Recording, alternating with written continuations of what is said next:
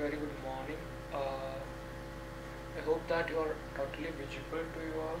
So in this video I'll be discussing about diffusion constant of charge carriers. Okay, so let me, without wasting time, I'll be discussing about diffusion constant of charge carrier, how it is and what are the different processes which have been involved in this. We'll be discussing everything in detail. Okay, so आशा करता हूँ कि आप सब जुड़े रहेंगे इस video lecture में और आशा करता हूँ अंत तक भी आप देखेंगे. तो फिर हम चलते हैं diffusion constant of charge carriers, जो कि डी के नाम से भी हम जान सकते हैं.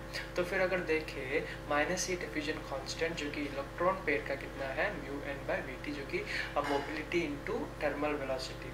उसके बाद होल डिफ्यूजन कांस्टेंट कितना है डी पी, जो कि mu P into we T. Okay, so unit of diffusion constant इधर आप देख सकते हो. Here is the equation for your all evolution. For your reference to I have given dn is equal to mu n into vt and dp is equal to mu p into vt.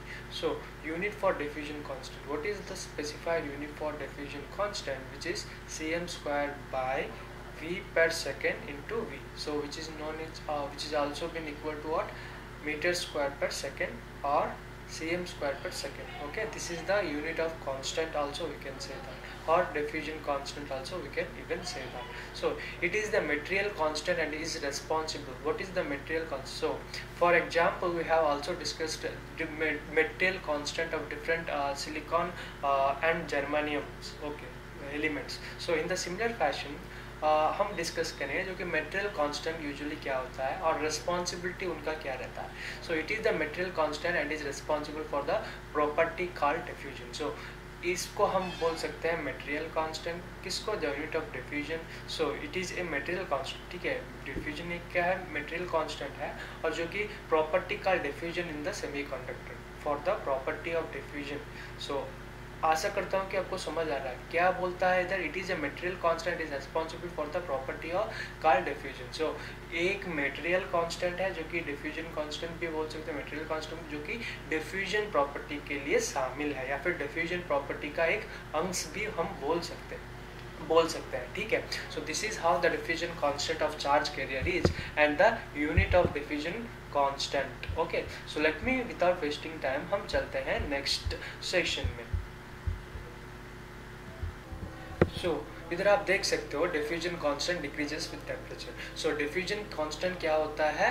Decrease in temperature में diffusion constant भी decrease होता है. Diffusion constant decreases with temperature. ठीक है, सो temperature अगर बहुत ज़्यादा हो तो फिर कितना होगा, टेम्परेचर बहुत कम हो उसका कितना होगा. सो इधर क्या होता है, टेम्परेचर से के वजह से डिफ्यूजन कांस्टेंट यूजुअली डिक्रीज होता चला जाता है. ठीक है, with the temperature. So with temperature increase होने में इधर डिफ्यूजन कांस्टेंट डिक्रीज हो जाएगा. ठीक है, तो फिर अगर देखें फॉर जर्मानियम एंड सिलिकॉन, इधर आप देख सकते हो germanium at 300 kelvin and silicon at 300 kelvin.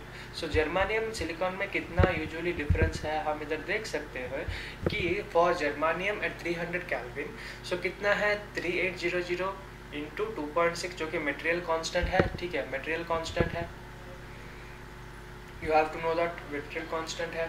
सो इधर आपको कितना आएगा, जो कि इलेक्ट्रॉन पेयर में 99 cm square and hole pair में कितना आएगा 47 cm square per second. So this is how. So इतना ही है जो कि मटेरियल या फिर diffusion constant of germanium at 300 kelvin. Okay, 300 kelvin में डिफ्यूजन कांस्टेंट ऑफ जर्मानियम कितना है इधर आप देख सकते हो. उसके बाद हम चलते हैं सिलिकॉन में. सो सिलिकॉन एट 300 केल्विन यूजुअली कितना होता है वो भी हम इधर ही डिस्कस कर लेंगे. ठीक है, तो फिर जरा देख सकते हो D and diffusion constant of electron for silicon is 34 cm square with reference to different material constant and thermal velocity. Okay, और thermal voltage, not thermal velocity, thermal voltage. तो उसके बाद होल पेयर में भी इधर आप देख सकते हो 13 मीटर cm पर सेकेंड. ठीक है, यही है diffusion constant of germanium and silicon. उसके बाद इधर आप देख सकते हो मास एक्शन ला. तो उससे पहले मैं डिफ्यूजन कांस्टेंट का वेरी इंपॉर्टेंट पॉइंट आपको दूंगा कि डिफ्यूजन कांस्टेंट कभी नेगेटिव नहीं होगा.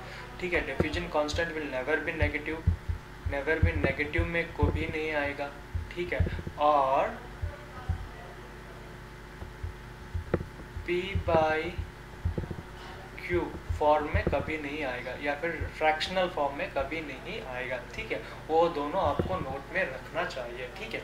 उसके बाद हम चलते हैं मास एक्शन लॉ। मास एक्शन लॉ यूजुअली बहुत ही इलेक्ट्रॉनिक जो कि पढ़ रहे हैं या फिर IAS एग्जाम जो कि दे रहे हैं उनके लिए बहुत ही इम्पॉर्टेंट होने वाला है मास एक्शन लॉ, ठीक है। सो मास एक्शन लॉ क्यों इम्पोर्टेंट है वो हम जान लेंगे, और इंट्रिंसिक एंड एक्सट्रिंसिक सेमीकंडक्टर से रिलेटेड कोई भी क्वेश्चन इससे ही आएगा, ठीक है, इससे आएगा। फिर उसके बाद आएगा हमको सॉकले इक्वेशन से भी आ सकता है, ठीक है, या फिर सॉकले इक्वेशन क्या है, और थर्मल वोल्टेज से भी आ सकता है, ठीक है। तो फिर हम देर नहीं करते हैं, मास एक्शन लॉ एक बार जान लेते हैं what is mass action law. तो फिर इधर देख सकते हो एन एंड पी, एन का मतलब इलेक्ट्रॉन, पी का मतलब होल, दोनों को इनटू करके हमको एक दिया गया है जो कि n² है, सो जो कि इंट्रिंसिक और एक्सट्रिंसिक सेमीकंडक्टर, ठीक है। इधर आप देख सकते हो मास एक्शन लॉ का फॉर्मूला Np = n²I।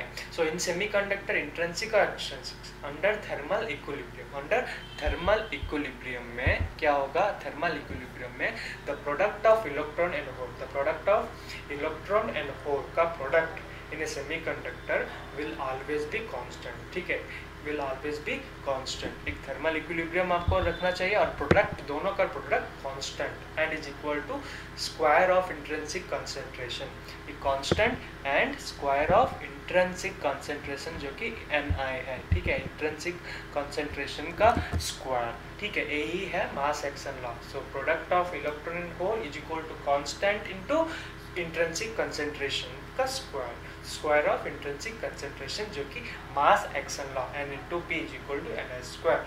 उसके बाद हम पढ़ते हैं the law is mainly used for extrinsic semiconductor to calculate minority carrier concentration, ठीक है, माइनॉरिटी कैरियर कंसंट्रेशन को कैलकुलेट करने के लिए ही इस लॉ का आविष्कार किया गया है, हम यूजुअली मींस बोल सकते हैं, ठीक है।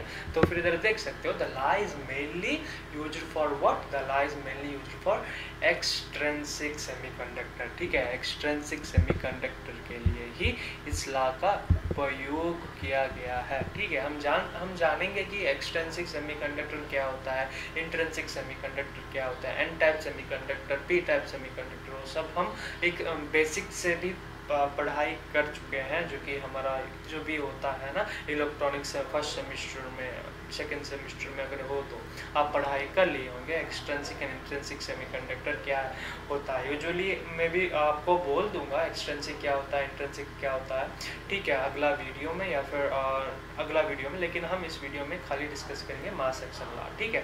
तो फिर अगला वीडियो में मैं जरूर बोल दूंगा what is intrinsic and extrinsic semiconductor with example के साथ, ठीक है। To calculate the magnetic carrier concentration, so n type semiconductor जो कि होता है मैग्नेटिक कैरियर, उसमें कितना होता है n बेस n, उसके बाद माइनॉरिटी या फिर majority carrier n base n, minority carrier जो कि होल कैरियर है जो कि Np। सो इधर आप देख सकते हो P of n is equal to how much, P of n is equal to intrinsic concentration by whole concentration और electron carrier, majority carrier of electrons, ठीक है। और फिर अगर पूछा गया है माइनॉरिटी क्या है, यूजुअली मेजॉरिटी कैरियर कंसंट्रेशन क्या होता है, majority carrier concentration is equal to intrinsic concentration का स्क्वायर बाय माइनॉरिटी कंसंट्रेशन, ठीक है। मेजॉरिटी पूछा है माइनॉरिटी का डिवाइड करना है, माइनॉरिटी पूछा है मेजॉरिटी का डिवाइड करना है, किसके साथ, इंट्रिंसिक सेमीकंडक्टर या फिर इंट्रिंसिक स्क्वायर कंसंट्रेशन के साथ, ठीक है।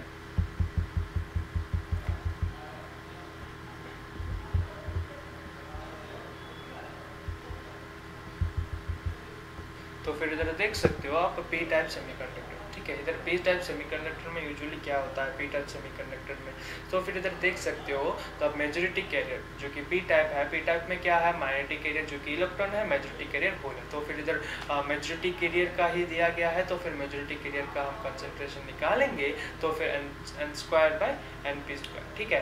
तो फिर हम जान सकते हैं कि n में माइनॉरिटी कैरियर क्या होता है, p में माइनॉरिटी कैरियर क्या होता है। सो n type and p type semiconductors are those semiconductors in which electron and hole pair are majorly notified, okay, electron and hole pair are majorly notified, ठीक है। सो फिर n टाइप दिया है तो क्या है, उधर मेजॉरिटी कैरियर इलेक्ट्रॉन है। तो फिर मेजॉरिटी कैरियर इलेक्ट्रॉन है तो हमको क्या निकालना है, मास एक्शन लॉ से हमको माइनॉरिटी कैरियर निकालना है जो कि इधर दिया गया है। उसके बाद मेजॉरिटी कैरियर दिया है तो माइनॉरिटी कैरियर निकालना है जो कि पी टाइप सेमीकंडक्टर है। पी टाइप सेमीकंडक्टर में हमको यही नोट करना है कि होल आर मेजर, होल बहुत ज़्यादा मात्रा में है और इलेक्ट्रॉन बहुत कम मात्रा में है। ठीक है, तो फिर आशा है कि आपको समझ आ गया होगा n type, p type, mass action law and diffusion constant. ठीक है, तो फिर धन्यवाद।